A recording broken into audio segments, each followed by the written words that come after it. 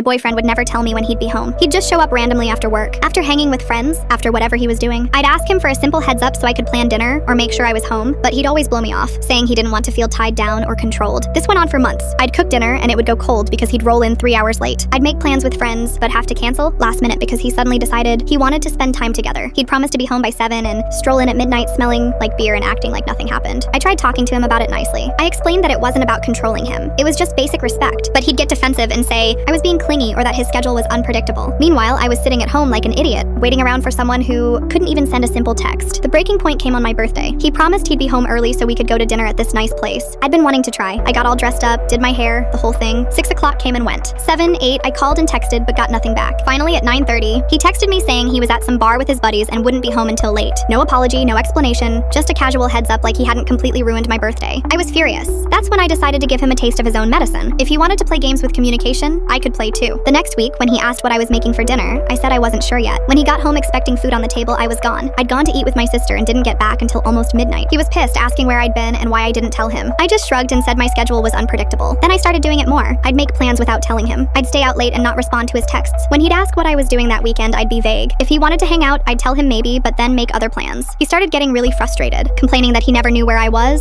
or when I'd be home. The irony was completely lost on him. One night, he actually had the nerve to say I was being inconsiderate for not keeping him in the loop about my plans. I laughed right in his face. I told him this was exactly what he'd been doing to me for months, that this was how it felt to never know when someone was coming home, to have plans ruined because of poor communication, to feel like you weren't important enough for a simple text. He tried to argue that it was different because he had work and guy time, but I shut that down real quick. I had work too, and friends too, and a life that didn't revolve around waiting for him to decide when he wanted to grace me with his presence. The whole thing came to a head too. Weeks later, when he had some event he wanted me to go to. It was important for his job apparently, and he really wanted me there. But instead of asking me nicely and giving me advance notice, he just assumed I'd drop everything and go. The morning of the event, he mentioned it casually while getting coffee, said we needed to leave at 6 and that I should dress nice. I looked at him like he was insane. I told him I already had plans and couldn't just cancel last minute. He completely flipped out, started yelling about how I was being petty and vindictive, how I was trying to sabotage his career. That's when I'd had enough. I told him he was absolutely right. I was being petty, but maybe now he understood how frustrating it was to be with someone who had zero consideration for your time. I broke up with him that night, told him I was done dating someone who thought basic communication was too much work. He tried to promise he'd change.